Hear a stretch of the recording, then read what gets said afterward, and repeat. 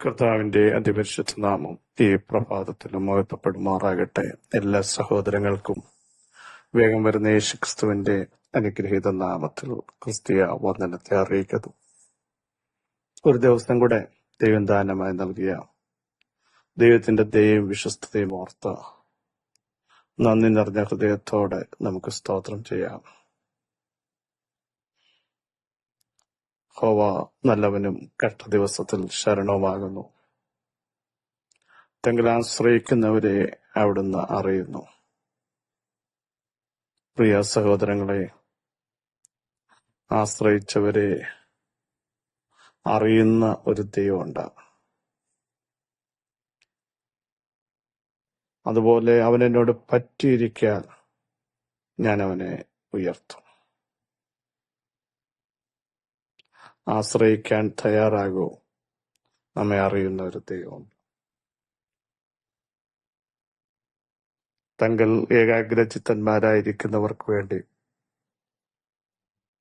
തന്നെത്താൻ ബലവാനെന്ന് കാണിക്കേണ്ടതിന് യഹോവയുടെ കണ്ണുകൾ നമ്മളെ നോക്കിക്കൊണ്ടിരിക്കുന്നു. ഏത് സമയത്തും ധൈര്യത്തോടെ കൃപാസനത്തിന്റെ അടുക്കൽ ചെന്ന് അബ്ബാ പിതാവേ എന്ന് വിളിക്കുന്ന പുത്രത്വത്തിന്റെ അവകാശം അവിടെ തന്നതിനാൽ നമുക്ക് നന്ദിയോടെ സ്തോത്രം ചെയ്യാം. യഹോവയ്ക്ക് സ്തോത്രം ചെയ്യുവീൻ, അവിടെ നല്ലവനല്ലോ, അവിടുത്തെ ദയ എന്നേക്കുമുള്ളത്. ഏതു സമയത്തും ദൈവത്തിന് സ്തോത്രം ചെയ്യാൻ, ദൈവത്തെ ആരാധിക്കാൻ, മുഴുവൻ മഹത്വവും ദൈവത്തിന് കൊടുക്കാൻ നമുക്കിടയാവണം. അവരോ അധികം നല്ലതിനെ സ്വർഗീയമായതിനെ തന്നെ കാംക്ഷിച്ചു. ആകയാൽ ദൈവം അവരുടെ ദൈവമെന്ന് വിളിക്കപ്പെടാൻ ലജ്ജിക്കുന്നില്ല. പ്രിയരെ, ദൈവം നമ്മുടെ ദൈവമെന്ന് വിളിക്കപ്പെടാൻ ലജ്ജിക്കുന്നതൊന്നും നമ്മുടെ ജീവിതത്തിൽ ഉണ്ടാകരുത്.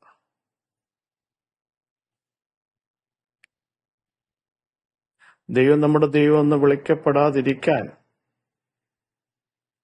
നമ്മുടെ ഒരു ഇടപാടോ നമ്മുടെ ഒരു പ്രവൃത്തിയോ കാരണമാവരുത്.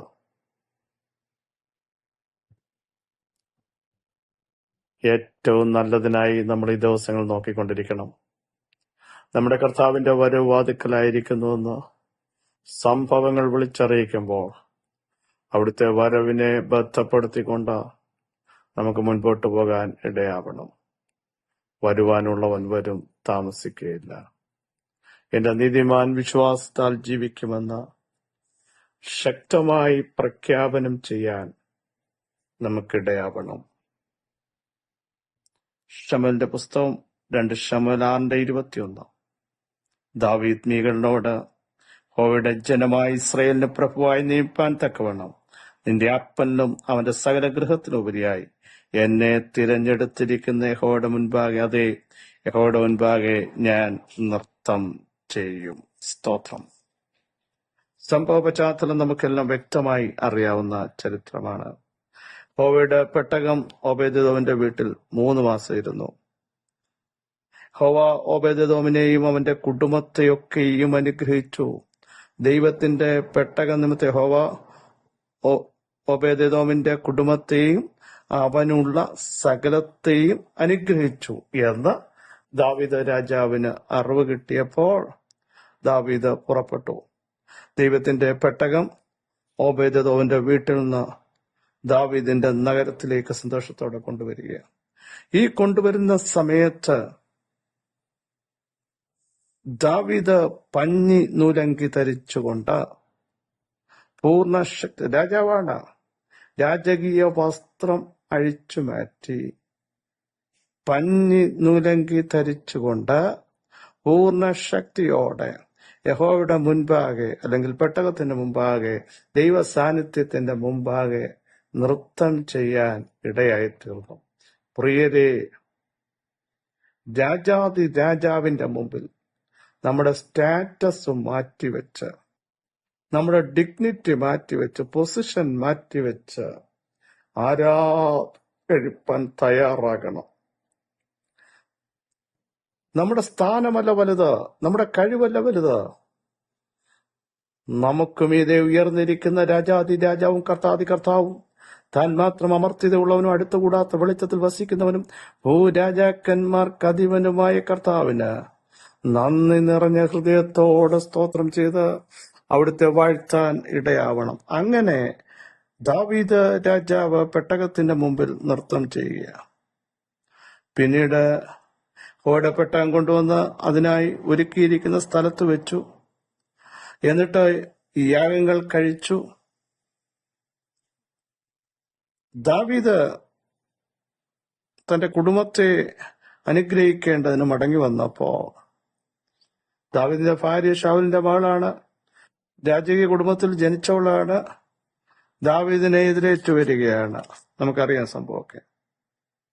ചോദിക്കുകയാണ്, നിസ്സഹന്മാരിൽ ഒരുവൻ തന്നെത്താൻ അനാവൃതമാക്കുന്നത് പോലെ എന്റെ ദാസിമാരുടെ മുമ്പാകെ അവർ കാണെ നിന്നെ തന്നെ ഇങ്ങനെ അനാവൃതമാക്കി.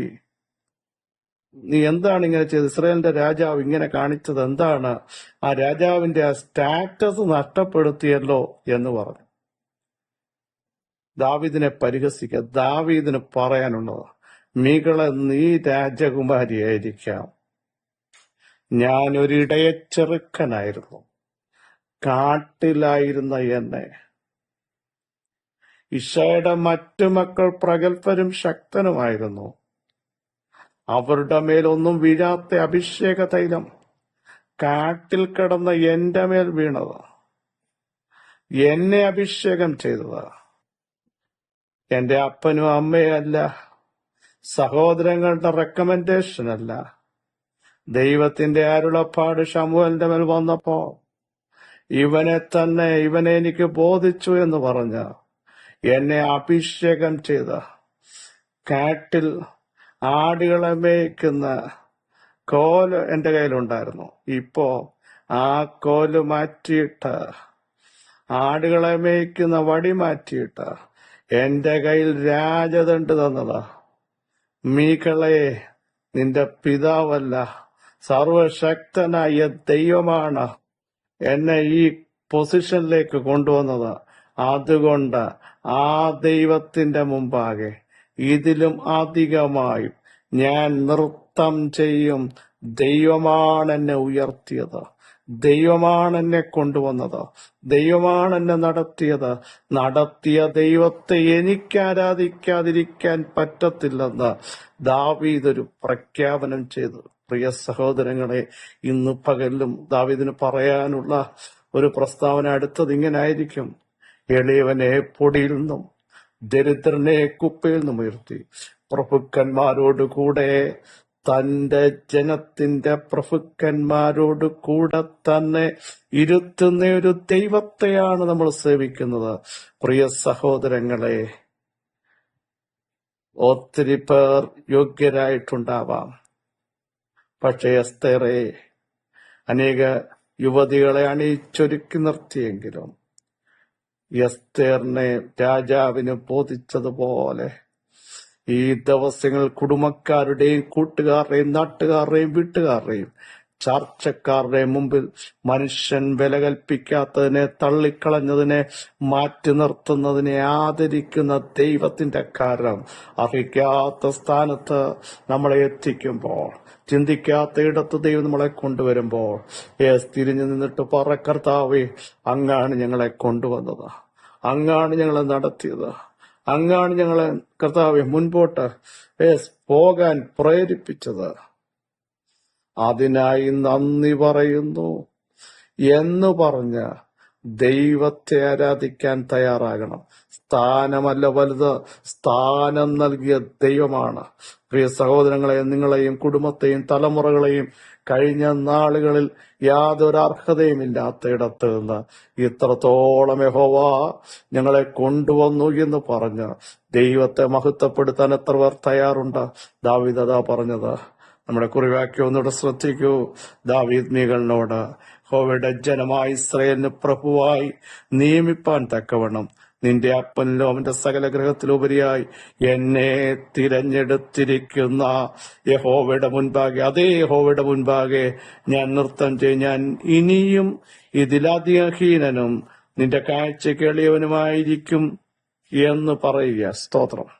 പ്രിയ സഹോദരങ്ങളെ, ദൈവത്തിന് മുഴുമഹത്വം കൊടുക്കണം. നിങ്ങളെ നടത്തിയ ദൈവത്തിന്, കൊണ്ടുവന്ന ദൈവത്തിന്, വിടുവിച്ച ദൈവത്തിന്, സൗഖ്യമാക്കിയ ദൈവത്തിന്, ബലം കൽപ്പിച്ച ദൈവത്തിന്, ആരോഗ്യം നൽകിയ ദൈവത്തിന്, അർഹിക്കാത്ത സ്ഥാനത്ത് ശ്രേഷ്ഠകരമായ പാന്താവിലൂടെ ഇന്നും നടത്തുന്ന ദൈവത്തെ ആരാധിക്കാൻ, അവിടുത്തേക്ക് സ്തുതികരേറ്റാൻ തയ്യാറാകൂ. ദാവീദ് പറഞ്ഞതുപോലെ ഇത്രത്തോളം നമ്മളെ കൊണ്ടുവന്ന ദൈവത്തിന് നന്ദി പറയാം. സർവശക്തിയുള്ള ദൈവമേ, സ്വർഗീയ പിതാവേ, അങ്ങ് നൽകുന്ന എല്ലാ ദാനങ്ങളും അങ്ങയുടെ വകയാണ്.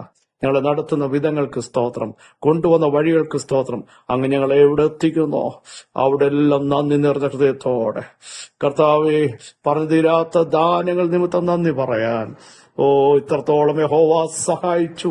അവിടുന്നാണ് ഞങ്ങൾക്ക് ആരോഗ്യം നൽകിയത്, അവിടുന്നാണ് സൗഖ്യം നൽകിയത്, അവിടുന്നാണ് കുടുംബജീവിതം നൽകിയത്, അവിടുന്നാണ് തലമുറകളെ നൽകിയത്, അവിടുന്നാണ് കർത്താവേ കഴിഞ്ഞ നാളുകൾ ഞങ്ങളെ ജയത്തോടെ നടത്തിയത്. അങ്ങയ്ക്ക് ആരാധന, അങ്ങയ്ക്ക് ബഹുമാനം, അങ്ങയ്ക്ക് പുകഴ്ച കരേറ്റാൻ ഞങ്ങളെല്ലാം സഹായിക്കണം എന്ന് പ്രാർത്ഥിക്കുന്നു. സകല മഹത്വം അങ്ങയ്ക്ക്. യേശുവിൻ നാമത്തിൽ തന്നെ ആമേൻ, ആമേൻ. ക്രിസ്തുവിൽ വാത്സല്യ സഹോദരങ്ങളെ, ധൈര്യത്തോടെ മുമ്പോട്ട് പോകൂ.